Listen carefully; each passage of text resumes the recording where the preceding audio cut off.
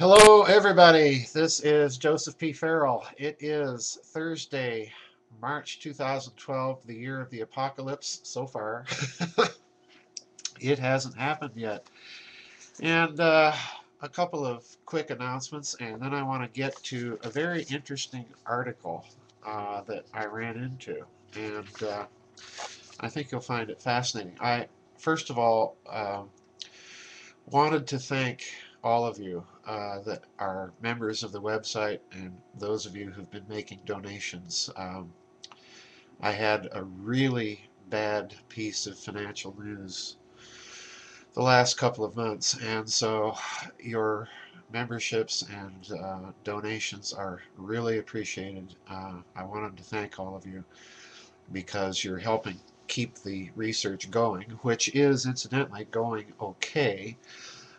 As you know, I'm writing a sequel to Babylon's Banksters, and it's probably the most difficult book that I've ever undertaken to write because of the difficulty of the material I'm dealing with and putting it together into a comprehensive, easily understandable picture. So I do want to thank you because what you're doing is helping me get the research materials that I need, which in this particular book's case oftentimes has been quite expensive.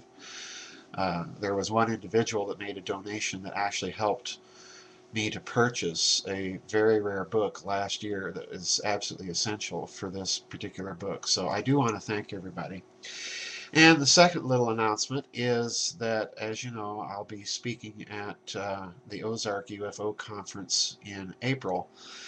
And I've just finalized my slot that I'll be speaking in, the topic that I'll be speaking on. It'll be a 90-minute presentation. I probably am not going to go that long because I usually try and leave some time at the end of my talks for questions and answers. So I'm hoping that I'll see some of you there, and do ask everybody to keep me in your prayers for a safe trip and everything.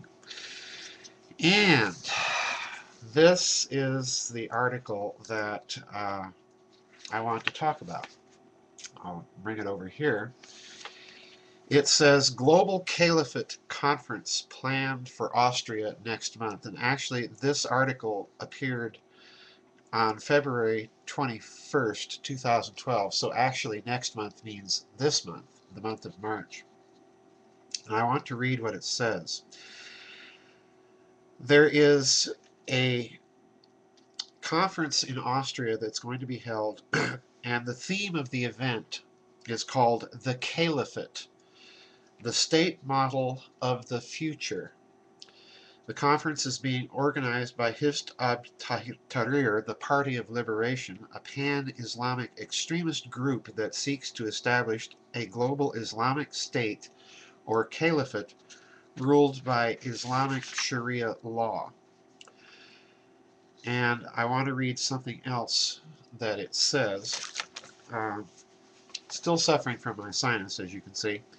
It says its aim is to resume the Islamic way of life and to convey the Islamic call to the world.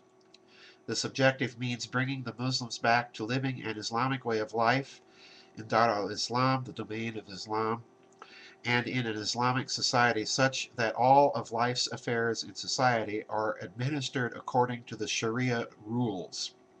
And the viewpoint in it is the halal lawful and the haram prohibited under the shade of the Islamic State, which is the Khalifa state, the Caliphate state. The party as well aims at the correct revival of Islamic ummah through enlightened thought. All right? And it is also calling for direct military action to reconquer Jerusalem completely for the world of Islam. Now, for those of you who have been following the book that Dr. DeHart and I wrote called Yahweh, the Two-Faced God, in it, we talked about how the messianic expectations of the three world religions, Judaism, Christianity, and Islam, could easily be manipulated by the elites to create an apocalyptic crisis, which, again, they would step in and provide the solution. And it struck me in reading this article that we have the possibility here that this move may be quietly, although certainly not publicly, supported by those elites to create a unified Islamic bloc that then would have to be dealt with. And we're seeing already calls in Israel for the starvation of of Iran.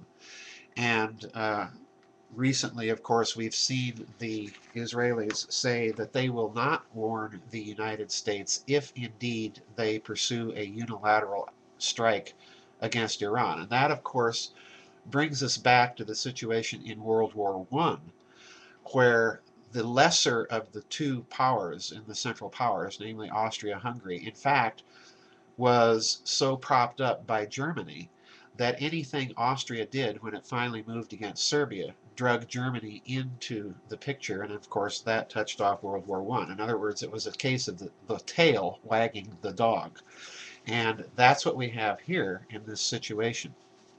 And this article goes on to mention that the former United States ambassador to the United Nations, John Bolton, you see him oftentimes commenting on faux news, said that this would be a step to get rid of the moderate Arab regimes in the region. Well, this is a bit hypocritical because, as we've seen, the United States is actually trying to topple those regimes.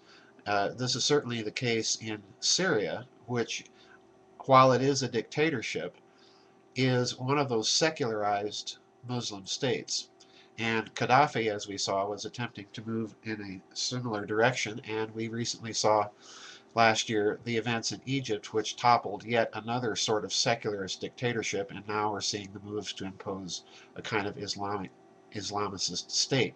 So I think what's going on quietly behind the scenes is that maybe they are indeed sponsoring these attempts to create a more palatable threat to the West, which can then be acted upon. I don't think, in the realities of geopolitics, I don't think this move on the part of the Muslim world will be successful simply because the West won't permit it. I don't think ultimately either Russia or China or India will as well. India has long been on the front line of contact with the Islamic world, and certainly India would not like to see that happen. So this is going to be a very interesting thing to watch. Keep your eyes on it, and if any of you find out anything more, let me know. But as I say, this is playing quite nicely into the geopolitical agenda that Dr. DeHart and I talked about in Yahweh, the Two-Faced God. It looks to me as if the three great Yahwisms are being set up for a final conflict of some sort that will either see one of them emerge triumphant or get rid of the power and influence of all of them so that they can impose something else. The elites impose something else. Anyway, that was rather a long-winded news and views from the Nefarium, but anyway, I want to thank you all again for your support, your prayers, and we'll see you on the flip side. God bless everybody.